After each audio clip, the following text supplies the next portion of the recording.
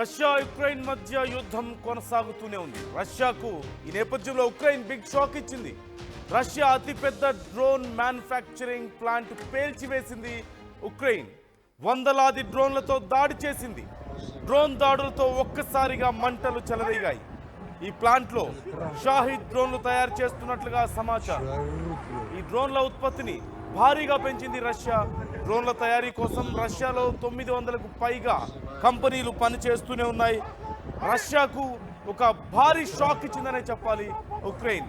ఓవైపు యుద్ధాన్ని నేను ఏ క్షణంలో అయినా ఆపేస్తానంటూ అమెరికా చెబుతోంది. మరోవైపు రష్యా మాత్రం తగ్గను అని చెబుతోంది. ఉక్రెయిన్ కూడా ఈ మధ్యకాలంలో మనం చూస్తూనే ఉన్నాం, ఎవరి ప్లాన్స్ వాళ్ళు వేస్తూనే ఉన్నారు. ఉక్రెయిన్ మీద వరుసగా దాడులు చేస్తూనే ఉంది రష్యా. ఈ నేపథ్యంలో ఉక్రెయిన్లో అనేక కార్యాలయాలను, సైనిక స్థావరాలను ధ్వంసం చేసినటువంటి పరిస్థితి మనం చూస్తూనే ఉన్నాం. అమెరికా ఎంత సపోర్ట్ ఇస్తున్నప్పటికీ కూడా ఉక్రెయిన్కు ఆ మద్దతు సరిపోవడం లేదు.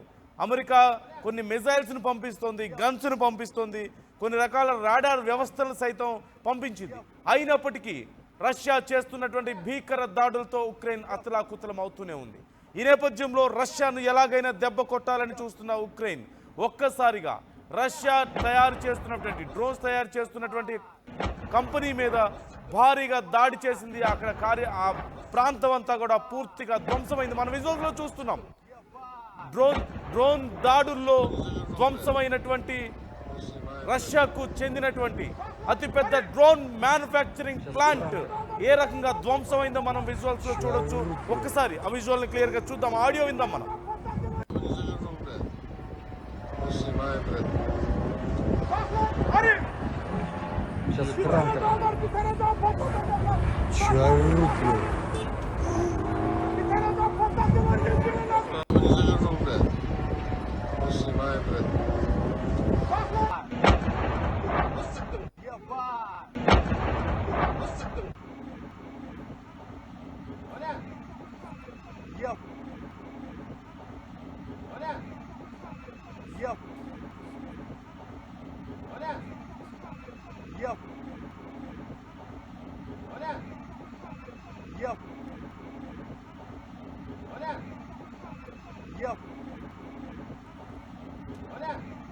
ఉక్రెయిన్ చేసినటువంటి డ్రోన్ అటాక్ ని మనం చూస్తున్నాం. ఆర్టీవీ మీకు ఎక్స్క్లూజివ్ గా చూపిస్తోంది. డ్రోన్ అటాక్ తో రష్యాకు చెందినటువంటి అతిపెద్ద డ్రోన్ మ్యానుఫ్యాక్చరింగ్ ప్లాంట్ ను ఉక్రెయిన్ పేల్చివేసింది. మనం చూడొచ్చు, విజువల్స్ లో చూస్తున్నాం.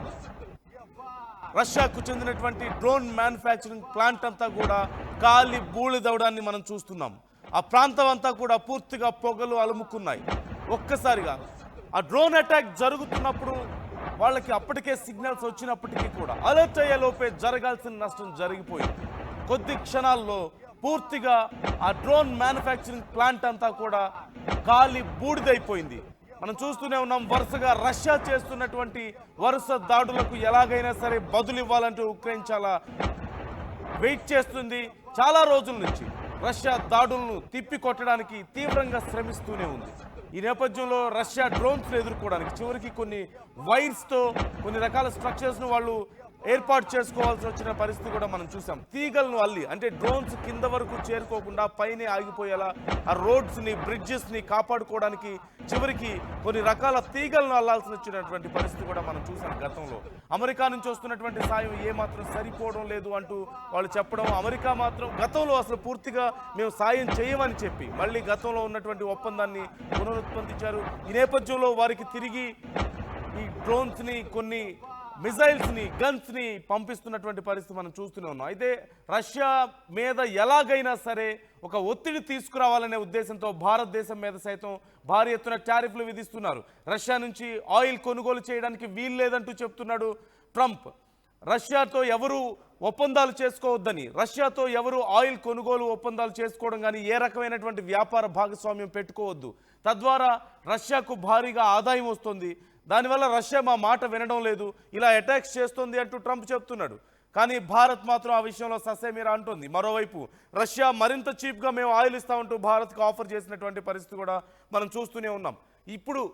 ఇప్పుడు మొత్తం మీద ఉక్రెయిన్ చేసినటువంటి ఈ దాడితో తిరిగి మరి రష్యా ఏం చేయబోతుంది, ఎలాంటి కౌంటర్ అటాక్ చేయబోతోంది అనేది కూడా చాలా ఉత్కంఠగా మారిందనే చెప్పాలి. మరోవైపు అమెరికా మేము తీవ్రంగా శ్రమిస్తున్నాం రష్యాని కంట్రోల్ చేయడానికి అంటున్నారు. నాటో మరోవైపు చేస్తున్నటువంటి ప్రయత్నాలు కూడా మనం చూస్తూనే ఉన్నాం. ఎన్ని చేసినప్పటికీ రష్యా మాత్రం నేను తగ్గననే చెప్తోంది. కొనసాగుతున్నటువంటి యుద్ధాన్ని ఎలా కంట్రోల్ చేయాలో తెలియక ఒక రకంగా ట్రంప్ కానీ అటు నాటో కానీ తలలు పట్టుకుంటున్నటువంటి పరిస్థితి మనకు కనిపిస్తోంది. విజువల్స్లో మనం చూస్తున్నాం జరిగినటువంటి భారీ డ్రోన్ అటాక్ని మనం చూస్తున్నాం. ఒక్కసారిగా రష్యాకి చెందినటువంటి అతిపెద్ద డ్రోన్ మ్యానుఫ్యాక్చరింగ్ ప్లాంట్ని పేల్చివేసింది ఉక్రెయిన్. ఈ నేపథ్యంలో రష్యా తిరిగి మరొకసారి అటాక్స్ చేసే అవకాశాలు కనిపిస్తున్నాయి. కౌంటర్ అటాక్స్కు రష్యా సిద్ధమయ్యేటువంటి పరిస్థితి మనకు క్లియర్గా కనిపిస్తుంది. మరింత ఉవ్వెత్తున యుద్ధం జరగబోతోంది. కౌంటర్ అటాక్స్ మరింత పెరిగే అవకాశం క్లియర్గా కనిపిస్తోంది. ఓవైపు అమెరికా చేస్తున్నటువంటి ప్రయత్నాలు ఫలించడం లేదు. రష్యాతో వ్యాపార భాగస్వాములు కట్ చేసే ప్రయత్నం చేస్తోంది.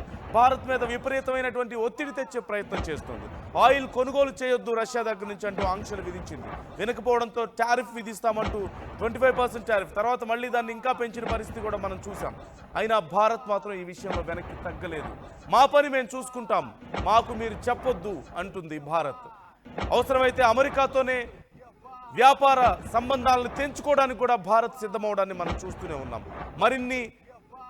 మరిన్ని వ్యాపార సంబంధాలని రష్యాతో పెంచుకుంటుంది. రష్యా మరింత తక్కువగా భారత్కు చమురు ఇస్తానంటూ కూడా ఆఫర్ చేస్తున్నటువంటి పరిస్థితి కూడా మనం చూస్తూనే ఉన్నాం. ఈ నేపథ్యంలో ఇప్పుడు తాజాగా జరిగినటువంటి ఈ దాడి ఎటు దారి తీయబోతోంది, రష్యా తిరిగి ఎలాంటి అటాక్స్ చేయబోతోంది అనేది మాత్రం చాలా కీలకంగా మారింది. ఖచ్చితంగా రష్యా తిరిగి స్ట్రాంగ్ కౌంటర్ అటాక్కు సిద్ధమవుతోంది. ఈ నేపథ్యంలో మరి ఉక్రెయిన్ దాన్ని ఎలా ఎదుర్కోబోతోంది అనేది మాత్రం చాలా కీలకంగా మారింది. ఒక్కసారి మనం ఆ విజువల్స్ చూద్దాం. ఆ డ్రోన్ మ్యానుఫ్యాక్చరింగ్ ప్లాంట్ను ఉక్రెయిన్ ఎలా పేల్చివేసింది అనే దానికి సంబంధించి ఆ విజువల్స్ మనం చూస్తున్నాం. అలర్ట్ వచ్చినప్పటికీ కూడా వారు తిరిగి వెంటనే రియాక్ట్ అయ్యేలోపు అలర్ట్ అయ్యేలోపే జరగాల్సిన నష్టం జరిగిపోయింది. ప్లాంట్ అంతా కూడా పూర్తిగా బొగ్గైపోయింది. మనం చూడొచ్చు, క్లియర్గా విజువల్స్లో చూస్తున్నాం. డ్రోన్ అటాక్ జరిగినటువంటి తీరు క్షణాల్లోనే ఆ ప్లాంట్ మొత్తం, మ్యానుఫ్యాక్చరింగ్ ప్లాంట్ మొత్తం కూడా పూర్తిగా బ్లాస్ట్ అయిపోయినటువంటి విధానాన్ని మనం చూస్తున్నాం. ఒకసారి ఆ విజువల్స్ చూద్దాం మనం.